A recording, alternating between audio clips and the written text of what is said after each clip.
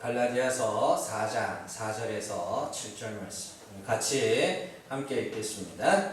때가 참에 하나님이 그 아들을 보내사 여자에게서 나게 하시고 율법 아래에 나게 하신 것은 율법 아래에 있는 자들을 속량하시고 우리로 아들의 명분을 얻게 하려 하십니다. 너희가 아들이므로 하나님이 그 아들의 영을 우리 마음 가운데 보내사 아빠 아버지라 부르게 하셨느니라. 그러므로 내가 이후로는 종이 아니요 아들이니 아들이면 하나님으로 말미암아 유업을 받을 자니라. 아멘. 말씀 나누겠습니다. 갈라디아서 37번째 시간입니다. 그게 전부인가? 우리가 앞서 살펴본 4장 1절에서 3절의 내용은 3장 23절에서 29절의 내용을 다시 설명해 주는 구절입니다.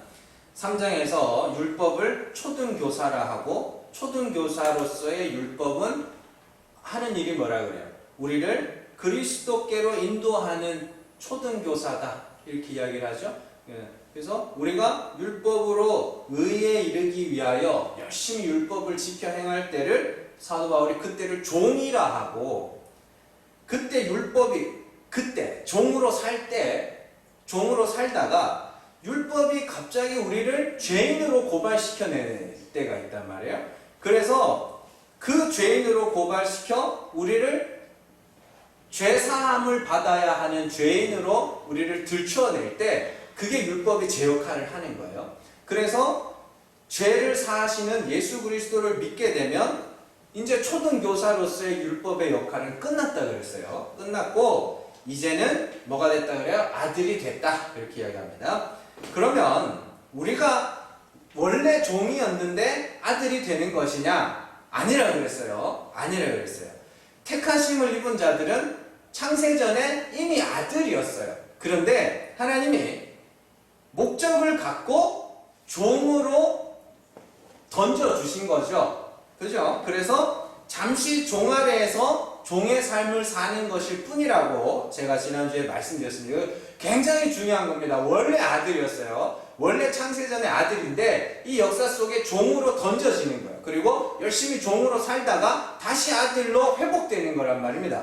그러면 왜 종의 삶을 통과하느냐? 우리가 아들이 된 것은 그리스도로 말미암아 된 거구나를 가르치기 위하여, 그죠? 이렇게 생각하시면 돼요. 그리스도로 말미암아 아들이 돼 있는 자들이, 창세전에 아들이 된 자들이 이 역사 속에 이렇게 던져져요. 그리고 여기서 배우는 거예요. 우리가 아들이 된 건 그리스도로 말미암아 된 거구나를 여러분들의 인생을 통해서 다 배우고, 그리스도로 말미암아 됐다는 거는 내게는 그런 원인이 없다는 소리예요. 그래서 여러분들이 이 땅에서는 반드시 죄인으로 고발이 돼야 되는 거예요. 반드시 내게는 아들이 될 자격, 내가 아들의 권리를 요구할 자격도 없다는 걸 완전히 깨닫고 나서 그리스도만을 의지하여 다시 그 자리로 간단 말이에요.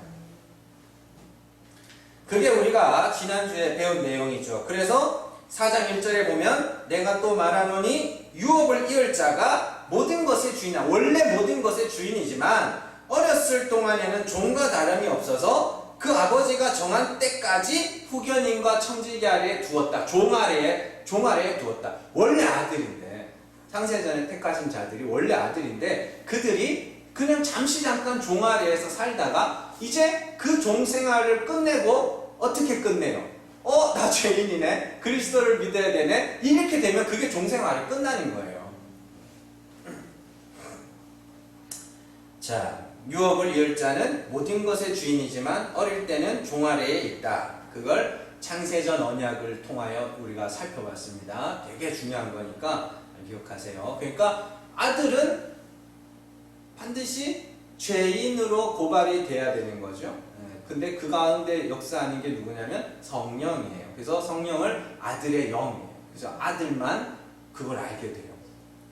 신앙은 율법의 때가 있고 믿음의 때가 있습니다. 예수님이 오시기 전에는 율법의 때고 예수님이 오고 나서는 믿음의 때라는 말은 AD 30년을 기준으로 율법의 때와 믿음의 때가 나뉘는 것을 이야기하는 것이 아니라 우리의 삶이 율법의 때가 있어요. 처음 신앙생활 하시는 분들도 처음 종처럼 생활한다니까요. 율법적으로. 그러다가 성도는 반드시 깨달아야 돼요. 아, 이걸로는 안 되는구나. 완전할 수 없는 거구나. 하나님이 우리에게 원하는 건 뭐 율법을 주시면서 원하신 것은 완전함이었단 말이에요. 완전함. 모든 계명을 항상 지켜야 되는 그 완전함. 그러면서 율법을 주시면서 할 수 있으면 해봐. 이거 못하는 너네 다 저주받는다. 그게 첫 언약 아닙니까? 그 첫 언약 속에서 이제 열심히 이제 그 복을 스스로 얻기 위해서 열심히 지키는 거예요. 그게 종이라고 그래요, 성경이 그때를. 그런데 아들만 뭐 하냐면 내 저주받아야 될 자네 이렇게 가는 거예요. 저주받아야 될 자네. 그 아들이에요. 아들의 영을 받은. 자, 그래서 모든 사람이 율법의 때를 살아가고 있어요. 그 율법의 때를 살아가는 사람들은 스스로 의롭다함을 이루기 위해서 율법적 행위도 하고 도덕도 지키고 윤리도 지키고 어떻게든지 간에 자기의 의로움을 나타내려고 합니다. 그것이 종의 삶이에요. 이 율법의 때가 지나면서 택하신 성도들은 의에 이르기 위하여 행하던 율법이 도리어 자신들의 죄를 밝히는 도구임을 깨닫게 돼요. 그래서 사도 바울이 내가 율법을 깨닫기 전에는 내가 살았고 죄는 죽었더니 그 자기가 죄인인 줄 몰랐다는 소리예요. 그때는. 그런데 이제 율법을 깨닫고 나니까 죄가 살아나서 그 죄로 말미암아 내가 나를 죽였도다. 그러니까 나를 죽인 그 율법, 내가 죽은 자임을 알았으니까 이제 죽은 자를 살리시는 하나님을 믿을 거 아닙니까? 그러니까 그 율법이 선하고 거룩한 거지. 그러니까 어떤 데서는 율법은 악한 거라 그랬다가 어떤 데서는 선하고 아름다운 거예요. 율법은 제 역할로 사용될 때 선하고 아름다운 거예요. 율법이 하나님께서 율법을 주신 것은 죄를 알라고 주신 거기 때문에 그 율법이 그 용도대로 쓰이면 그건 선하고 아름다운 거죠. 모든 게 다 그런 겁니다. 자, 모든 계명을 항상 지킬 수 없어서 자꾸만 자신이 하나님의 저주를 받아야 할 자임을 알게 되는 거예요. 그걸 자꾸 그렇게 가는 거예요. 그리고 예수 그리스도의 십자가가 그 저주를 받아내시고 믿는 자들에게 죄사함의 은혜를 주는 것임을 알게 되는데, 믿게 되는데 그들을 아들이라 그래요. 그렇게 율법으로 죄를 알고 율법에 대하여 죽은 자들을 율법에 대하여 죽은 자들은 예수 그리스도와 함께 부활의 소망을 갖게 되는데, 바울이 믿음이 온 후로는 우리가 초등교사 아래에 있지 않다 이렇게 이야기를 하죠. 3장 25절 믿음이 온 후로는 우리가 초등교사 아래에 있지 아니하도다. 그 말은 잘 들으세요. 우리가 율법에 대하여 죽었기 때문에 이제 율법과 우리는 아무 상관이 없다는 소리예요. 율법과는 상관이 없다는 소리예요. 그러면 율법과 상관없는 자가 되었다는 것을 막 살아도 되느냐? 아닙니다. 더 이상 우리의 힘으로 의롭다함을 이루기 위하여 수고하고 무거운 짐을 지지 않아도 된다. 대신에 또 다른 멍에가 하나 주어져요. 뭐예요? 예수 그리스도와 함께 지는 멍에, 십자가라는 멍에, 내가 죽어가는 멍에. 그 말씀 한번 볼게요. 마태복음 11장으로 한번 가보세요. 마태복음 11장 27절에서 30절입니다. 마태복음 11장 27절에서 30절.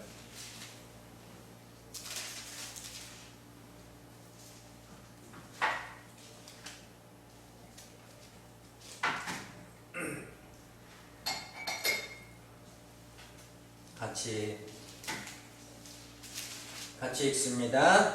내 아버지께서 모든 것을 내게 주셨으니 아버지 외에는 아들을 아는 자가 없고 아들과 또 아들의 소원대로 계시를 받는 자 외에는 아버지를 아는 자가 없느니라. 수고하고 무거운 짐진 자들아 다 내게로 오라. 내가 너희를 쉬게 하리라. 나는 마음이 온유하고 겸손하니 나의 멍에를 메고 내게 배우라. 그리하면 너희 마음이 쉼을 얻으리니 이는 내 멍에는 쉽고 내 짐은 가벼움이라 하시니라. 아멘. 여기 여러분들이 잘 아시는 수고하고 무거운 짐진 자들 다 내게로 오라 이 말씀 있죠. 요게 인생의 무거운 짐을 지신 분들 다 찾아오십시오. 예수님이 다 벗겨주십니다. 그 이야기가 아니에요. 그 이야기가 아니고 이 말씀이 어디서 이어지는지를 잘 보셔야 돼요. 20절로 한번 가보세요. 11장 20절 같이 읽습니다. 예수께서 권능을 가장 많이 행하신 고을들이 회개하지 아니하므로 그때에 책망하시되 화 있을진저 고라시나 화 있을진저 벳세다야 너희에게 행한 모든 권능을 두로와 시돈에서 행하였더라면 그들이 벌써 베옷을 입고 제에 앉아 회개하였으리라. 잘 보세요. 예수님이 권능을 가장 많이 행하신 고을, 기적과 표적이 가장 많이 일어난 고을이에요. 그런데 거기서 권능을 행하신 목적이 뭐예요, 그러면? 그 사람들이 회개치 않은 것을 보고 그들을 보고 한탄하시는 이 모습을 보면 예수님이 권능을 행하신 목적이 뭐예요? 그들을 회개시키기 위함이에요. 그 회개를 안 해요. 그렇죠. 그러면서 회개하지 않는 자들은 더 큰 심판에 처할 것을 말씀하시고 소돔보다 더 큰 심판에 던져질 것을 말씀하세요. 그리고는 갑자기 25절부터 보세요. 하나님께서 이것을 지혜롭고 슬기 있는 자들에게는 숨기시고 어린아이들에게는 나타내심을 감사하나이다. 옳소이다. 이렇게 된 것이 아버지의 뜻이니라. 이렇게 돼 있어요. 자, 보세요. 이것을 숨기고 어떤 자들에게는 나타내셨다. 그게 뭔 말이에요? 어려울 거 없어요. 어떤 자들은 그 권능을 보고도 어찌요? 회개치 않는데 어떤 자들은 회개할 자들이 있다고 그래요. 그럼 어떤 자들이 회개하느냐? 27절 아버지께서 모든 것을 내게 주신, 모든 것은 뭐냐면 사람입니다. 택하신 자들을 내게 주신 거예요. 아버지께서 모든 것을 내게 주셨으니 아버지 외에는 아들을 아는 자가 없고, 그죠? 그럼 그만 뭐래요? 지금 예수님만 아버지를 안다는 소리예요. 그런데 아들과 또 아들의 소원대로 계시를 받은 자, 이게 누구예요? 택하신 자들. 계시, 하나님께서 어떠한 분인지를 그에게 나타낼 자들이 있다는 소리예요. 그걸 뭐냐면 성령을 받았다라고 이야기하는 거예요. 성령이라니까 뭐가 슉 들어오고 막 바람이 막 슉 불고 이런 게 아니고, 에스겔 36장에서는 하나님의 영이 부어진다 그러는데 새 언약을 설명하면서 예레미야 31장인가요? 거기는 내 말을 주겠다 그래요. 내 말씀을 마음에 새겨주겠다 그래요. 그게 뭐냐면 내가 어떠한 하나님인지를 너희로 하여금 깨닫게 하겠다. 내가 비추겠다. 그래서 빛을 비추는데 이 세상의 신이 가린다 그러죠, 그걸. 예, 그런 이야기예요. 하나님이 어떠한 분인지를 여러분들이 깨닫게 되는 것, 그걸 하나님의 계시를 받은 자는 반드시 뭐 한다 그래요? 회개하게 된다. 회개 이야기를 해요. 그러면서 뭐라 그러냐면 수고하고 무거운 짐진 자, 뭐예요? 율법의 의로, 율법의 행위로 의에 이르려고 수고하고 무거운 짐진 자들아 내게로 와. 내가 어떻게 쉬게 해줘요? 율법이라는 것이 너희가 다 지켜서 그걸로 스스로 의롭다함을 이루는 것이 아니라 그 율법의 원래 목적은 저주받아 죽어야 될 자임을 밝혀내는 것이니 그렇게 나와 같이 죽자. 내가 먼저 죽을게. 너희가 나 따라서 죽어. 그러면 그게 쉼이야. 그 무슨 쉼이에요, 그러면? 더 이상 내 힘으로 의롭다함에 이르려고 하는 그 노력, 그 일을 하지 않아도 된다는 소리예요. 그래서 그걸 히브리서에서는 안식으로, 그렇죠? 그리고 요한계시록에서는 이마에 666 짐승의 수를 받은 자들이 쉼을 얻지 못하는, 일평생 쉼을 얻지 못하는데 이마에 어린 양의 이름과 하나님의 이름을 새겨진 자들 하늘의 14만 4천은 이 땅에서 쉼을 얻는다 그러잖아요. 그 쉼이라니까요.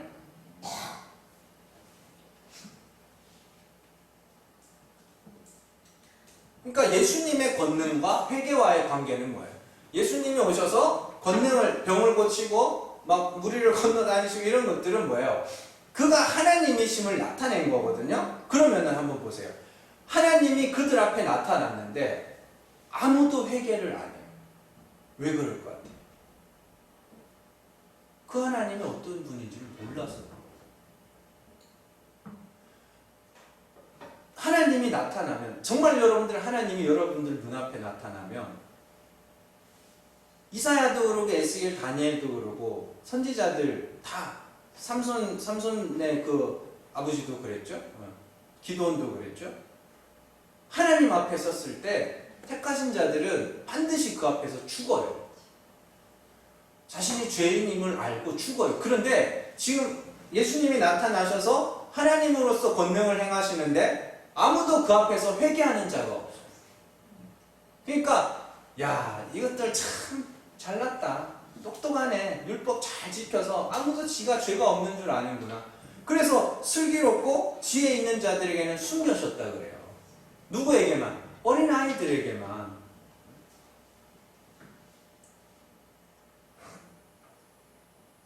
그런 이야기입니다.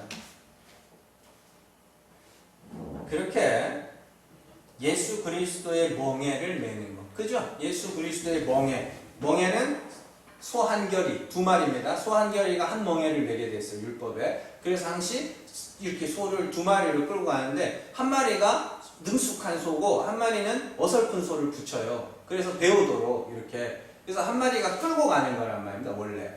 그런 식으로 돼 있기 때문에 내가 먼저 갈게. 따라와. 그 어디로 가요? 그래서 십자가로 가죠. 그럼 예수님의 멍에는 뭐예요? 십자가입니다. 그래서 사도 바울이 그 예수님과 함께 멍에를 매는 것을 갈라디아서 2장 20절에서 내가 그리스도와 함께 십자가에 못 박혔나니 이렇게 나오는 거예요. 그런데 여기서 우리가 조금 짚고 넘어가야 될 게 있습니다. 여러분들 부활절 연합 집회나 구국 기도회 이런 데 있잖아요. 막 연합해서 큰 집회 같은 데 가면 간간히 그런 소리가 들려요. 이 민족의 죄를 회개하자. 이 나라 교회의 죄를 회개하자. 그런 이야기를 하는데 그거에 대해서 크게 뭐라고 하고 싶은 마음은 없는데 사실 그 마음 한쪽 구석에서 굉장히 불편해요. 그런 말들이. 보면 목사님들이 공공연하게 교회가 이 민족의 죄를 회개해야 된다거나 한 공동체나 모임 전체를 아울러서 우리가 그들을 위해서 회개해야 된다고 이렇게 이야기를 하는데 실상은요, 회개는 자기 자신의 죄에 대한 회개해야 돼요. 자기가 뭔데 남의 죄를 갖다가 회개해요. 그건 예수님만 할 수 있는 거예요. 하나님 보좌 우편에서 우리를 위하여 지금도 기도하시는 그분만이 하실 수 있는 거라고요. 구약에서 사무엘이나 다니엘이나 이런 사람, 여호수아나 이런 사람들이 내가 너희를 위하여 기도하는 죄를 쉬지 않겠다. 그런 이야기는 뭐냐면 보좌 우편에서 그리스도를 위하여 기도하고 있는 예수 그리스도의 모형들이란 말입니다. 우리는 우리 죄 하나 회개하지 못하는 그런 자들인데 뭘 대단해가지고 무슨 민족의 죄를 회개하고 네 죄나 회개하세요. 그렇잖아요. 그래서 제가 사사기 20장에 나오는 베냐민 지파와 이스라엘 11지파와의 전쟁에 대해서 말씀드릴 때도 하나님이 그냥 그 단편적인 모습만 보면 베냐민 기브아 사람들이 소돔과 고모라의 모습과 똑같은 모습이 나타나잖아요. 그래서 11지파가 일어나서 이 악을 처단해야 된다고 일어났는데 어릴 때 그걸 봤을 때는 왜 하나님이 한 번에 안 해주지? 이렇게 좋은 의도로 일어났는데, 죄를 처단하는 좋은 의도로 일어났는데, 근데 그게 아니에요. 사사기 전체를 보면 다 죄인이에요. 전부 다 그 모양이에요. 근데 누가 누구의 죄를 처단하고 누가 누구를 심판하고 아닙니다. 자신의 죄부터 돌아봐야 되는 거예요. 자신의 죄를 회개해야 되는 거예요. 그게 참 불편해요. 그런 이야기를 들으면. 어쨌든 수고하고 무거운 짐의 이야기가 회개의 이야기와 연결되어 있는 걸 보셨죠? 그래서 회개의 이야기와 수고하고 무거운 짐의 이야기. 그래서 수고하고 무거운 짐은 내가 열심히 율법을 지켜 행하여 스스로 의롭다 함에 이르러. 그래서 그들이 뭘 못해요? 회개를 못하네? 그 짐 벗어. 그 짐 벗고 내 몽에 메고 나랑 같이 가자. 어디로요? 십자가로. 내가 하나님의 저주받아 죽을 죄인임을 고백하는 그 자리로, 그 회개의 자리로 가자. 내가 갈게. 내가 먼저 죽을게.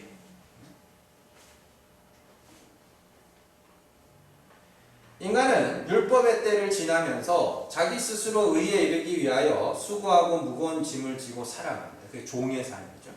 그게 아들이 종과 같이 된 때고, 그 와중에 어떤 이들은 율법을 행하면 행할수록 자꾸만 자신의 죄가 더해져 가는 것만을 보게 되는데, 그때를 때가 참에라고 이야기하는 거예요. 3절과 4절을 오늘 말씀으로 돌아오셔서 다시 한번 잘 보세요. 자, 이와 같이 우리도 어렸을 때에 이 세상의 초등학문 아래에서 종노릇하였더니, 어렸을 때가 있네요. 그죠? 그리고 때가 참에 하나님이 그 아들을 보내사 여자에게서 나게 하시고 율법 아래에 나게 하신 것은 율법 아래에 있는 자들을 속량하시고 우리로 아들의 명분을 얻게 하려 하심이라. 이렇게 있죠. 때가 찼다는 게 그냥 단순하게 하나님이 AD와 BC를 가르는 고무력, 거기에 하나님의 때가 차서 그때 예수님을 보내줬다. 맞는 말이에요. 맞는 말인데, 그러면은 내가 종의 때가 안 고친 거 아니에요? 그렇게 하면. 근데 아니라면 우리의 신앙의 때가, 종의 때가 있어요. 필요해요. 내가 율법을 열심히 지켜 행하여 나의 불가능한 죄인됨을 보게 되는 때가 필요해요. 네. 그래야 예수를 믿는 거거든요. 그 과정을 통하여서. 네. 그 때를 때가 찼다라고 이야기하는 거예요. 자, 어린아이의 때가 지나고 어른의 때가 되는 것이며, 종의 때가 지나고 아들의 때가 되는 겁니다. 여기서 때가 찼다는 것은 하나님이 작정하신 때가 차서 예수 그리스도께서 이 땅에 오셨다는 의미임과 동시에, 우리가 죄를 알고 주의 이름을 부르게 될 때, 회개할 때 하나님이 계시를 주셔서, 빛을 비추셔서, 성령을 부으셔서, 말씀을 새기셔서, 다 같은 이야기예요. 그렇게 비추셔서 그 하나님 앞에서 내가 죽을 자임을 알게 됐을 때, 그때가 참에, 그때 그리스도께서 우리를 속량하신다. 그렇게 이야기해요. 자, 그러면서 5절과 6절에서 우리가 아들임으로 하나님이 아들의 영을 보내셔서 아빠, 아버지 이렇게 되는데, 왜? 참 진짜 아빠, 아버지를 부르게 하셨느니라 이렇게 됐죠? 아빠, 아버지. 이거 원어로 보면 아바 파테르인데, 아바라는 건 다른 거 아니에요. 히브리어로 아버지가 아부예요. 아부. 그걸 그냥 헬라어로 아바라고 음력해 놓은 거고, 파테르는 그냥 영어의 파덜이에요. 그냥 아버지. 그 아버지예요. 자, 또 친근하게 하려고 그랬나? 아바 파테르. 히브리어 헬라어예요. 자, 여기서 중요한 건 뭔지 아세요? 여러분들, 바울이 하고자 하는 말의 의도는, 너희가 아들이라는 증거는 마태복음에서 예수님이 뭐 했다 그래요? 하나님이 택하신 자들에게 계시를 주셨다고 그러죠. 똑같습니다. 너희가 아들이라는 증거는 뭐예요? 아들의 영을 보내셨다는 것이며, 그 아들의 영을 받은 자는 아빠, 아버지라 부르게 된다. 뭔 말인지 아시겠어요? 아들의 영, 바꿔 말하면 아들의 영을 받은 자만 아빠, 아버지라 부르게 된다라는 겁니다. 즉, 성령, 곧 아들의 영은 아들들에게만 임한다는 소리예요. 우리가 성령을 달라고 아무리 외쳐도 성령은 아들들에게만 임해요. 또한 성령을 보내시는 주체는 누구예요? 하나님이에요. 잘 보세요. 6절, 너희가 아들이므로 하나님이 그 아들의 영을 우리 마음 가운데 보내사. 그러면 아들의 영을 보내시는 주체가 누구예요? 하나님이죠. 그러면 받는 자들은 누가예요? 택하신 자들에게만 임하는 거예요. 아들의 영은.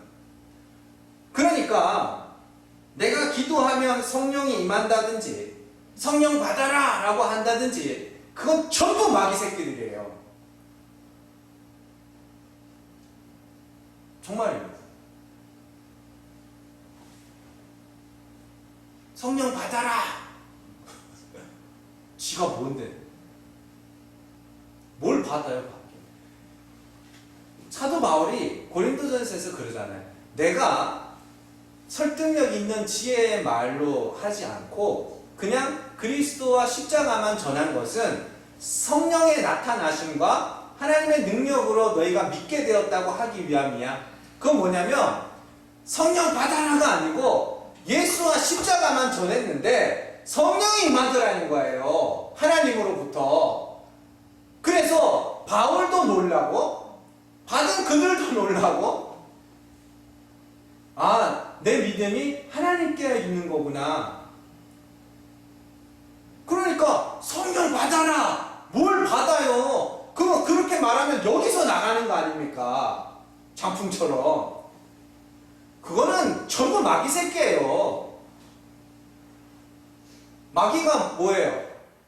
마귀가 네가 하나님처럼 되라 아닙니까? 그래서 강단에 서서 지가 하나님처럼 된 거 아니냐고요.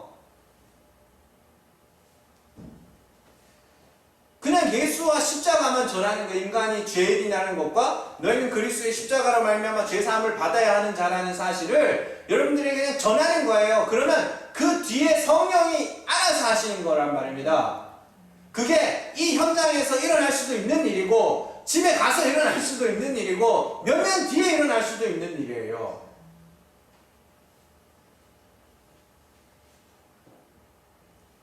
그러니까 하나님이 아들의 영을 택하신 자에게 부어주시는 거 아닙니까?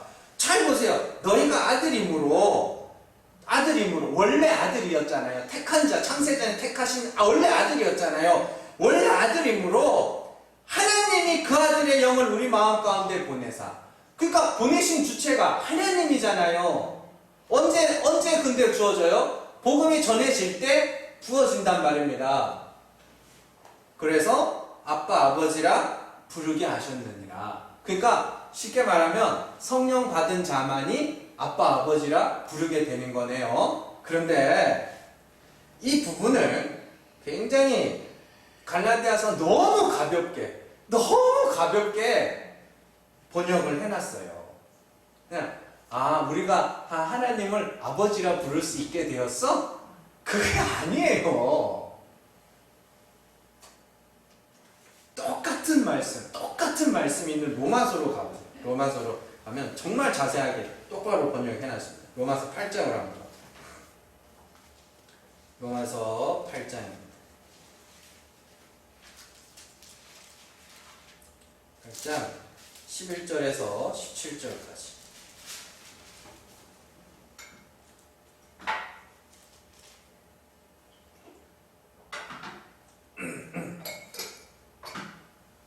보세요. 자, 14절 15절만 일단 먼저 읽어볼게요. 무릇 하나님의 영으로 인도함을 받은 사람은 곧 하나님의 아들이라. 너희가 다시는 무서워하는 종의 영을 받지 않고 양자의 영을 받았으므로 우리가 아빠 아버지라고 부르짖느니라. 이렇게 되어 있죠. 지금 갈라디아서 말씀, 오늘 읽은 말씀 똑같은 말씀이잖아요. 그죠? 아들의 영, 하나님의 영, 그죠? 하나님의 영으로 인도함을 받는 사람은 하나님의 아들이야. 이제 다시는 무서워하는 종의 영이 아니라 어떻게 해요? 양자의 영, 양자라 되어 있는데 아들이에요. 아들의 영을 받았으므로 우리가 아빠 아버지라고 뭐 한다고요? 부르짖는다고요.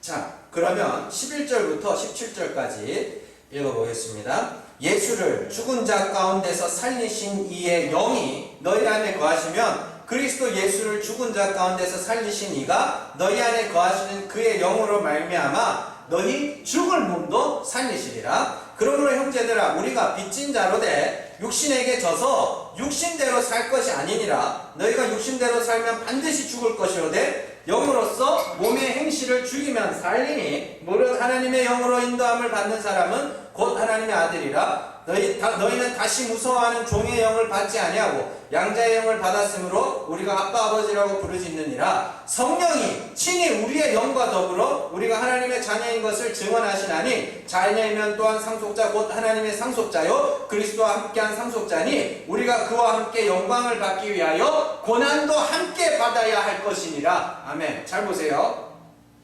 14, 15절의 말씀이 오늘 본문 5절, 6절과 동일한 내용입니다. 그런데 그 앞뒤로 등장하는 말씀이 심상치가 않아요. 11절의 말씀에 아들의 영이 임하면 어떤 일이 일어나는가 하면 예수님께서 아들의 영이죠. 하나님의 영, 아들의 영을 받은 이로써 어떻게 했어요? 죽은 자 가운데서 죽었다가 살아나셨죠.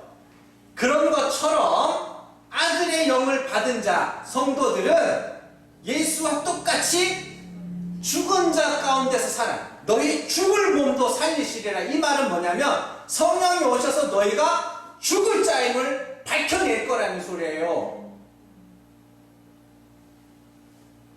성령이 오셔서 우리가 죄인이라는 사실을 밝혀내셔서 나는 죽을 자구나, 그걸 가르쳐 주실 거라는 말이에요. 그게 성령의 인도하심이에요. 그러니까 성령이 우리 안에서 하는 일은 먼저 우리를 죽을 죄인으로 고발시켜 내시고, 그게 그리스도와 함께 같은 모양으로 죽는 거 아닙니까? 내가 저주받아 죽을 죄인임을 인정하는 게 그리스도와 연합한 거라니까요, 십자가에서. 그리고 나서 내가 죽을 몸이 됐네요, 그죠? 그러고 나서 죽은 자를 살리시는 하나님의 이름을 뭐 하는 거예요? 부르짖느니라.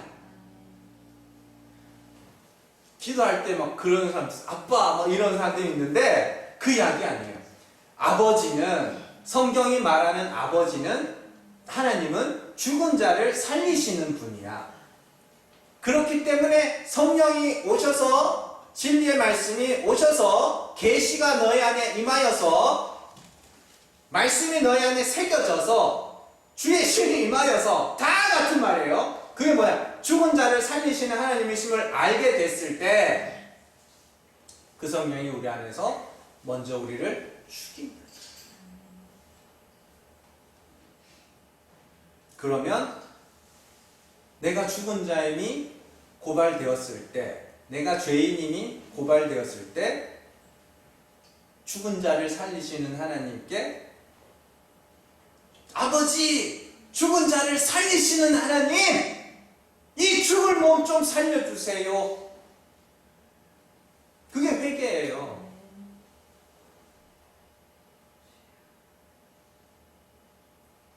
그게 아버지의 이름을 부르짖는 거예요. 아빠, 아버지라 부르짖는 거예요. 오늘 말씀에서는 단순히 그냥 우리가 하나님을 아버지라 부를 수 있게 되었다 정도로 번역이 되어 있지만, 로마서에서는 부르짖느니라고 번역이 되어 있죠. 이 두 단어가 크라조예요. 똑같은 단어예요. 영어로 하면 cry예요. cry. 또 10장, 로마서 10장에 가면 뭐라 그래요? 주의 이름을 부르는 자는 구원을 얻으리라, 그렇게 되어 있죠. 그 부르는 것도 이거예요.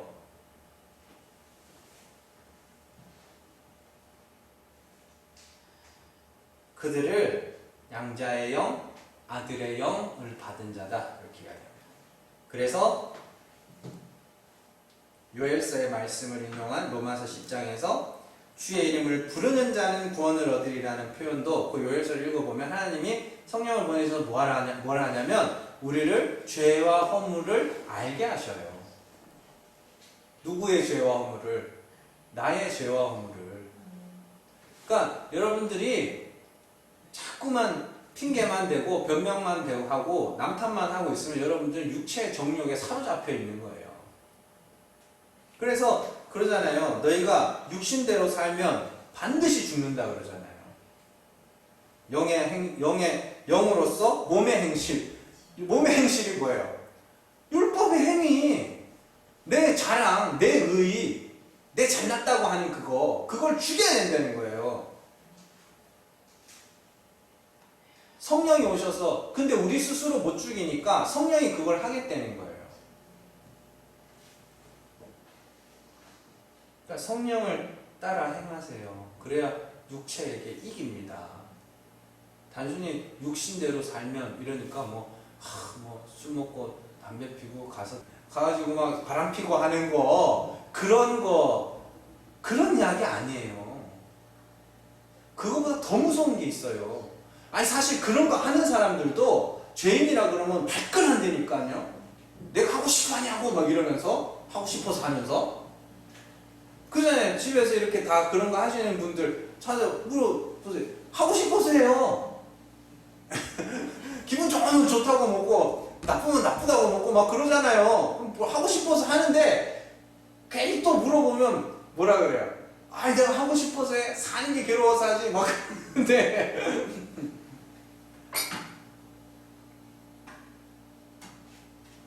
단순히 그런 이야기가 아니지만 예로 들어드리는 거예요. 인간들이 자기의 죄를 시인하고 하나님 앞에 난 저주받아 죽을 죄인임을 인정하는 그 죽음을 죽는 것은 절대로 할 수 없다는 거예요.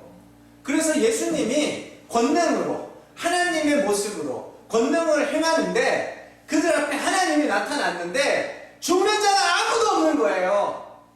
그래서 하나님이 하나님 이게 다 하나님의 뜻대로 되는 거네요. 하나님의 택하신 자들에게 하나님을 계시하지 않으면 절대 그들이 할 수 없다는 걸 이렇게 나타내신 거네요. 그런데 성령이 임하자 이제 주님 앞에 엎드려서 주님 나 저주받아 죽을 죄인 맞습니다. 그걸 외치는 자들이 있는데 그들을 뭐라 그러면 아들이야 그렇게 부른다니까요. 죽은 자를 살리시는 하나님 이 저주받아 죽을 죄인 좀 살려주세요. 그게 부흥이라고요. 부흥. 성도가 미어터지는 게 부흥이 아니고 그 부흥이라는 단어가 살았다예요. 그 히브리어 단어가 왜 그걸 부흥이라고 번역을 해놨는지는 모르겠는데 살았다예요. 그게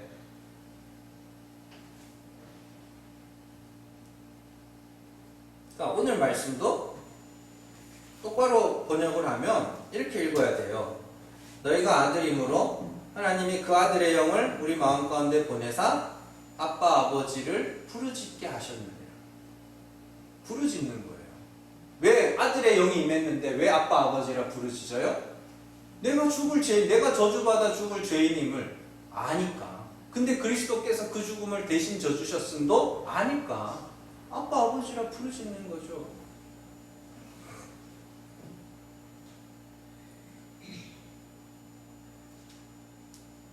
그런데 다시 로마서 8장 17절로 한번 가보세요. 로마서 8장 17절로 다시 가셔서 아주 중요한 게 나옵니다.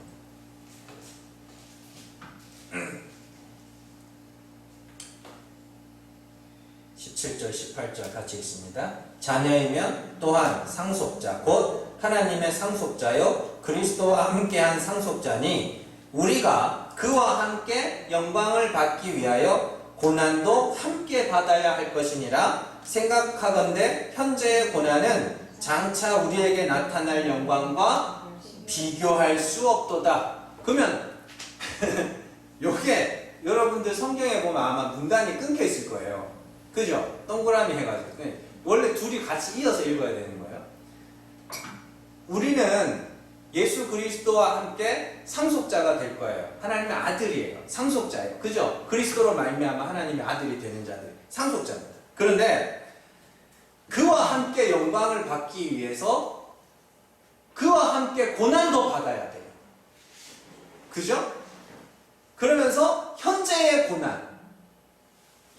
고난이니까 오늘 고난이 아니고 이 역사 전체가 현재입니다. 제가 이 시간 개념에 대해서 한 번씩 가끔씩 설명드리는데 성경에서 내일이라 하면 새 날이에요. 새 날. 내일이라 하면 그냥 오늘이 5월 며칠이죠? 하여튼 그 며칠, 그 다음 날이 아니고 완전히 새 날이에요. 그 날을 내일이라고 하는 거고 그냥 우리가 알고 있는 일반적 상식으로 내일은 아직 오지 않은 오늘이에요. 어제는 지나간 오늘이에요. 그렇게 아셔야 됩니다. 그래서 현재의 고난 이렇게 이야기하면 우리가 이 역사 속에서 여러분들의 인생 속에서 다 인생 전체를 통틀어서 우리는 반드시 그리스도의 고난을 받아야 되는데 장차 올 영광은 뭐예요? 우리가 그 하나님 나라에서 누리게 될 그 영광을 이야기하는 겁니다. 그러면 이 현재 이 땅에서 우리는 우리의 역사를 한마디로 요약하면 뭐가 되느냐? 고난이에요. 근데 그 고난이 무슨 고난이냐? 돈 잃고 병 나고 하는 고난이냐? 그건 모든 사람들이 다 겪는 거잖아요. 저 삼성의 그 회장님도 아직까지 거기 연명치료 하고 있을걸요? 다 겪는 거예요. 그 고난 말고 하나님 나라를 유업으로 물려받을 상속자들이 그들만이 받는 고난이 있는데 그게 그리스도와 같은 모양의 고난, 곧 그리스도의 십자가 고난이에요. 십자가, 갈라디아서에서 너무 친절하게 설명해 주잖아요. 십자가는 뭐예요? 나무에 달린 자마다 저주받아 죽는 거라잖아요. 하나님, 내가 이렇게 저주받아 죽을 죄인이네요. 그걸 날마다 아들의 영을 통하여 배워가는 것, 그게 현재의 고난이고, 그 현재의 고난은 장차올 영광, 뭐예요? 하나님의 나라를 상속자로 이어 물려받을 그 장차올 영광과 좋게 비교할 수 없는 그런 고난이니까, 성도들아, 이 땅에서 그 고난을 잘 통과해라.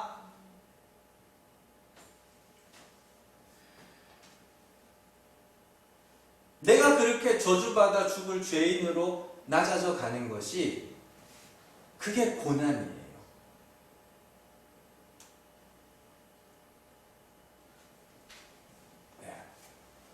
그래서 하나님이 사도 바울이 말하는, 우리가 하나님 앞에 사형당할 자처럼 여김을 받았다고 그래요. 그게 엄청나게 고생을 했다는 게 아니고 하나님이 그렇게 만드셨다는 거예요. 예수만 의지하도록.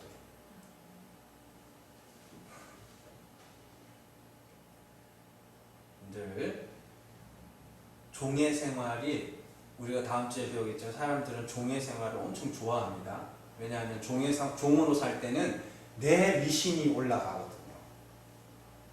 내가 뭔가를 행하고 내가 업적을 쌓아서 내가 이렇게 하면 내가 나 스스로를 어떻게 하냐면 굉장히 가치 있는 존재로 인식하게 되거든요. 그래서 아무것도 가진 게 없어도 그거 하나로 평생을 살아가는 사람들이 있어요. 아무것도 가진 게 없어도 자신의 자기의 그런 착한 삶, 이런 걸 갖고 평생을 살아가는 사람이 있어요. 그 슈바이처 같은 사람들이 신신하게 아버지라 그러는데, 그 사람이 아프리카 가서 이렇게 막 어려운 사람들 도와주면서, 신학 박사면서 또 의사거든요. 그래서 어려운 사람들 도와주면서 살잖아요. 근데 그 사람이 예수가 하나님의 아들이 아닌 이유라는 논문을 썼어요. 예수는 도덕적으로 본받아야 될 대상이라고 그 정도로만 딱 폄하를 해놓고 자기는 예수의 삶을 살겠다고 아프리카로 가서 살았다고요. 그래서 상 주겠다는데 그걸 거부하죠. 그걸 거부하고 거기서 평생을 그걸 하고 살아요. 그 사람이 자기 의란 말이에요. 그게 그 의가 지금 아프리카는 다 그거 됐습니다. 여러분들 텔레비전에서 나와서 막 뻘거벗고 춤추는 그 아줌마 있잖아요. 그거 비하인드 이렇게 촬영한 거 보면, 내가 우리 아들이 저 케냐나 나이지리아 이런 데 유학 가 있는데 걔네들을 위해서라면 옷 벗고 춤추는 게 뭐가 부끄럽냐고 이렇게 이야기합니다. 전부 메이크업 옷 입고 그러고 있어요, 주변에. 근데 어쨌든 그때는 진짜 그랬단 말이에요. 아무것도 없는 그 낙후된 데서 일평생 살아내요. 그것 하나 갖고, 그 자기 의라는 그 자존심 하나 갖고 일평생 살아내요. 그런데 하나님이, 아들의 영이, 성령이, 하나님의 계시가 우리 안에 임하여서 자꾸만 우리를 죄인으로, 우리가 저 기억 저편에 넘겼던 죄들까지도 자꾸 끄집어내서 보게 하시는 이유는, 너희는 예수 그리스도로 말미암아 구원에 이른 자들이야. 그걸 가르쳐주기 위함이에요. 그게 우리 고난이에요. 겪어보신 분들, 내가 죄인임을 인정하는 것이 얼마나 수치스럽고 얼마나 부끄러운 건지를 잘 아셔야 됩니다. 요즘에는 시대가 얼마나 악해져가지고 사람을 죽여가지고 한강에다 버렸죠? 토막 내서 죽였나? 한강에 버려놓고 고개를 빳빳하게 쳐들고 저 사람은 내가 잘 죽였다고 그렇게 이야기를 하는 시대. 죄인들이 죄를 짓고도 부끄러워하진 않아요.